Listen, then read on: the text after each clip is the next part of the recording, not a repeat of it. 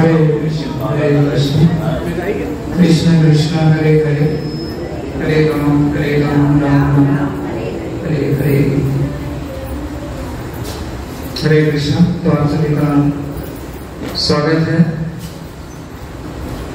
आज के इस सत्र में, जिसमें आपने बहुत सुंदर तरीके से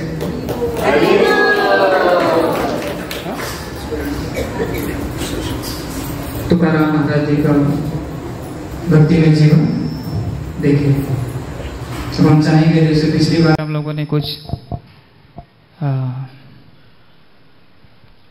आदान प्रदान किए थे कि इससे हमने क्या शिक्षा ग्रहण किया है। तो पहले माताओं की तरफ एक एक माता जी अपना अनुभव बताएं। हरे कृष्ण प्रभु जी, दंडवत प्रणाम। इसमें ये शिक्षा मिली है कि एक शुद्ध भक्त, हरे कृष्णा, एक शुद्ध भक्त को कोई भी भौतिक लोभ उसे हिला नहीं सकती हैं अपने डगर से। जिस तरह से तुकाराम जी अपने पत्नी का सारा दिया हुआ, शिवाजी का सारा धन संपत्ति मिट्टी समान समझे हैं, इसी तरह से एक शुद्ध भक्त को कोई भी भौतिक चीज लुभा नहीं सकते। हरि बोल। हरे कृष्णा प्रभु जी, दंडवत प्रणाम। हमको ये मतलब भगवान में पूरा विश्वास रखना चाहिए। कहीं कभी भी ये नहीं सोचना चाहिए कि नहीं भगवान नहीं है। जैसे तुकाराम महाराज ने वो उनका जब शास्त्र वेद जब पानी में उन्होंने डाला तो उन्होंने 13 दिन तक इंतजार किया, तब लास्ट में फिर देखिए शास्त्र उनके बाहर आए, गंगा माई मतलब गंगा माता ने लेकर आया उनको। और तो हरि बोल। हमको भी इसी तरह भगवान से प्रार्थना करनी चाहिए कि हम भी भगवान का नाम जपें और भगवान में पूरा विश्वास रखें। हरि बोल। हरे कृष्णा।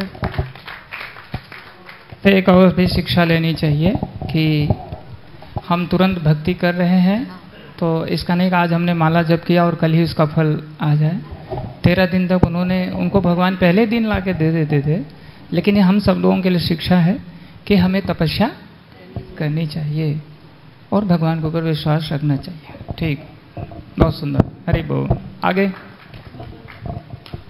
हरे कृष्णा प्रभु जी, दंडोत प्रणाम। हमें इस मूवी से ये सीख मिला कि भक्त को क्रोध बिल्कुल नहीं करना चाहिए। हरे कृष्णा।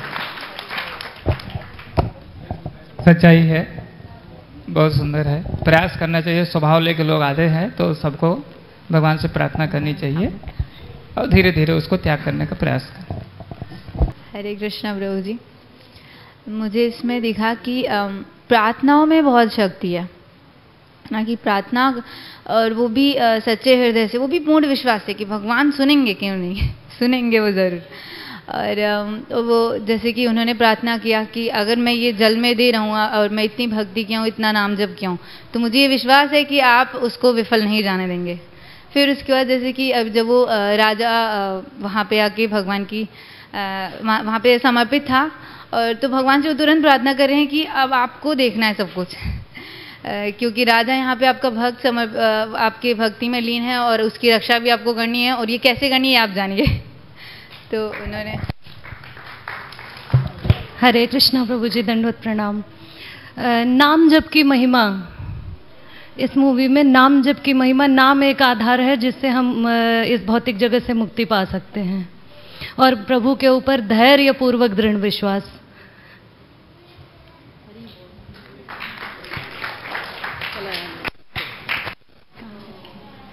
एक बात जो विशेष है कि जब शिवाजी महाराज के लिए प्रार्थना कर रहे थे तुकाराम महाराज जी, तो उन्होंने कहा कि अब चाहे मेरा सर फूट जाए, कुछ भी हो जाए, मैं मतलब हटूंगा नहीं यहाँ से। तो हम सबको ऐसा ही दृढ़ प्रतिज्ञ होना चाहिए, ठीक है ना, कि भगवान अब हम आपके शरण में हैं, हम आपके अलावा और किसी को नहीं जानते हैं। जैसे चैतन्य महाप्रभु बताते हैं, असली सेवा पादरताम पिनष्टुमाम अदर्शनान मर महताम करोत हुआ यथा तथा वा विदधातु लंपटो मत प्राणनाथस्तु सयो ना परा। हे भगवान, मैं आपके पास आया हूँ, चाहे मुझे आप स्वीकार करिए या ठोकर मार के भगा दीजिए, मैं आपके सिवा और किसी को नहीं जानता हूँ। ये तुकाराम महाराज जी ने वहाँ दिखाया। तो जो भक्ति की पराकाष्ठा में आप सब आगे बढ़ रहे हैं, तो इसी पराकाष्ठा पे आना है। ये इसीलिए इतनी ट्रेनिंग दी जाती है कि हम जानें कि कृष्ण ही पूर्ण पुरुषोत्तम भगवान हैं। उनको एक प्रणाम करने से पूरे ब्रह्मांड को प्रणाम हो जाता है।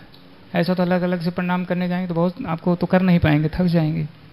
और उनकी सेवा करने से, आराधना नाम जप करने से जितने भी सारे देवी देवता XYZ सब लोग प्रसन्न हो जाते हैं। इसके लिए मैं कई बार इस श्लोक भी कोट करता हूँ।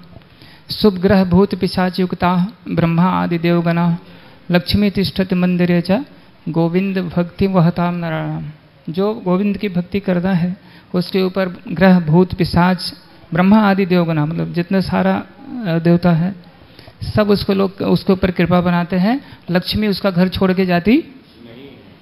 अब सब कहेंगे प्रभु जी हमारे सब घर में लक्ष्मी कम है, तब तोहरे सब तुकाराम महाराज जी जब समर्पित हो गए तब न लक्ष्मी चाहिए घर छोड़ के। तो अवश्य भगवान जैसे बताया सब रक्षा करते पूरा, ठीक है। और कोई कुछ कहना चाहेगा? प्रभु जी लोगों को बीच में कुछ बोले, एक दो लोग कुछ बोलिए। हमारे विवेकानंद जी को दीजिए।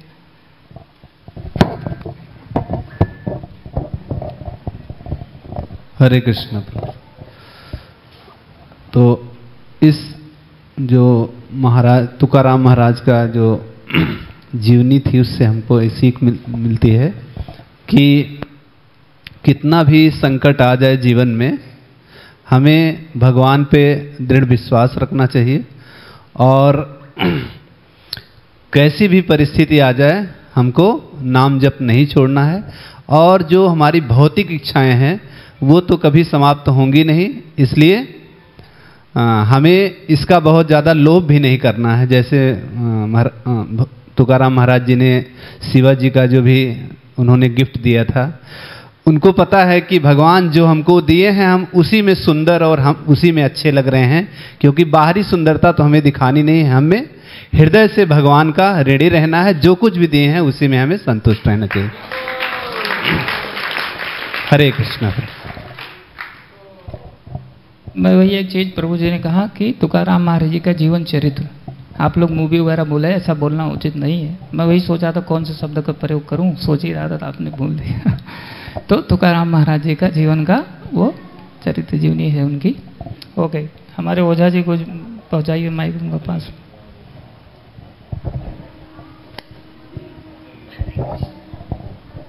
हरे कृष्णा। मन कर्म और वाणी से भगवान श्री कृष्ण के प्रति समर्पित होने से ही कल्याण हो सकता है। और कुछ एक साथ में सब कह दिए। आपके पीछे मिश्रा जी हैं।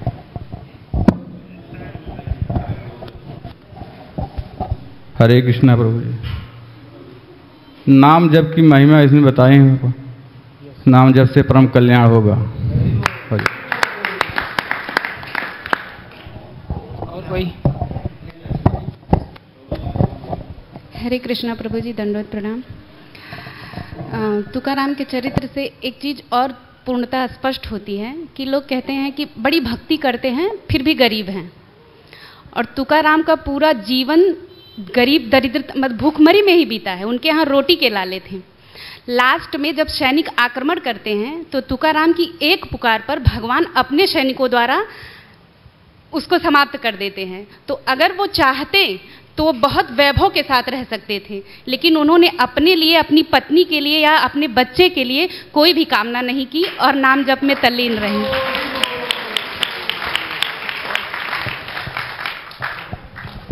सच्चाई है कि अगर वो चाहते एक प्रार्थना करते भगवान से तो लेकिन सबके लिए शिक्षा है। तो आप लोग ये मत डर जाना करे प्रभु जी हम लोग भक्ति करेंगे तो ऐसे खाली हो जाएंगे क्या, चिंता मत करना। भगवान कहते योगम क्षेमम। आपको क्या आवश्यकता है, आगे क्या रक्षा करनी है, वो सब भगवान आपको। अब ये इच्छा मत करिए कि नहीं हमें विश्व का सबसे बड़ा धनी ही बनना है, ये गलत बात है। बस हमें इतना चाहिए कि जो हमारी आवश्यकताएं हैं वो पूरी होती है, ठीक है ना। साड़ी आप 10, 20, 50 करोड़ों की भी आती है और चाहे तो वो 500, 1000 में काम चला सकते हैं, है कि नहीं। ऐसे प्रभु जी लोगों को भी तो इसलिए एक्चुअली समाज, हमने कभी चर्चा भी किया था, बड़ी गड़बड़ दिशा में जा रहा है कि लोग दिखावा में इतने पैसे इन्वेस्ट कर रहे हैं, खर्च कर रहे हैं, जिससे कि हम लोग कुछ बहुत बड़ा कार्य कर सकते हैं। जैसे प्रोग्राम में बहुत बड़ा डीजे लेके जाना और बहुत बड़ा लॉज बुक करना, रात में बड़ी सब लाइटें लगाना, इससे ऐसा कितना सारा है। और वो चाहे तो भगवान के मंदिर में वर और वधू आ जाए, बढ़िया भक्तों के लिए प्रसाद बने और वैष्णव विधि से विवाह मंत्र हो और भगवान समक्ष, तो हमको लगता है करीब करीब जो सारे खर्च है उसका आधा ही खर्च में हो जाए है। और अलग अलग प्रकार से डिमांड है। बच्चे लोग पढ़े लिख लेते हैं तो उनका जाइए विवाह के लिए तो लोग बोलते हैं हमें इतना 25 लाख 50 लाख चाहिए है। बहुत सारी ये समस्याएं हैं। इससे क्या होता है, जब ये धन बीच में इतनी आसक्ति आ जाती तो आपसे जो प्रेम है वो खत्म हो जाता है, वो नहीं रहता है। तो इसीलिए बहुत ज़रूरी है कि ये सब चीज़ लोग समझें कि हमारे जीवन का लक्ष्य क्या है।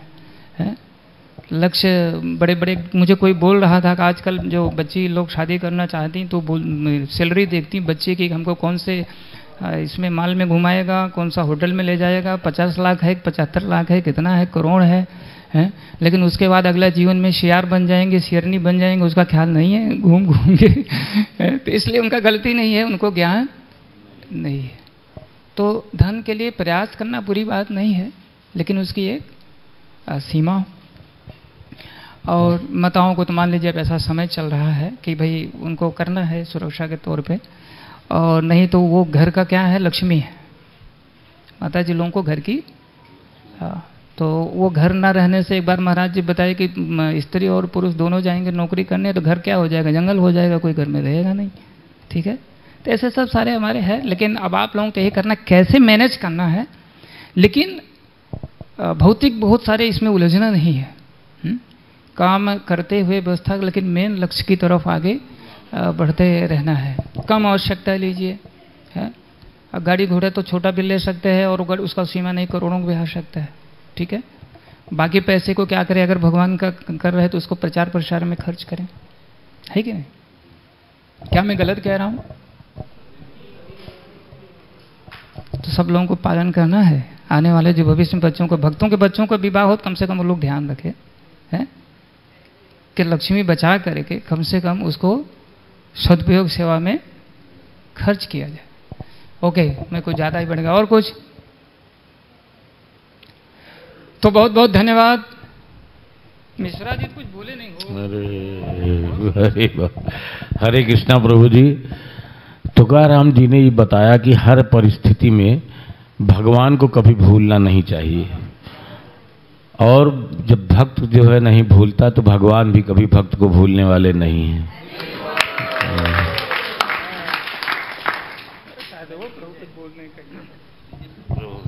हरे कृष्णा प्रभु, दंडवत प्रणाम। प्रभु जी, कितनी ही मुसीबत आए भक्ति से नीचे नहीं गिरना चाहिए और भक्ति में लगा रहना चाहिए।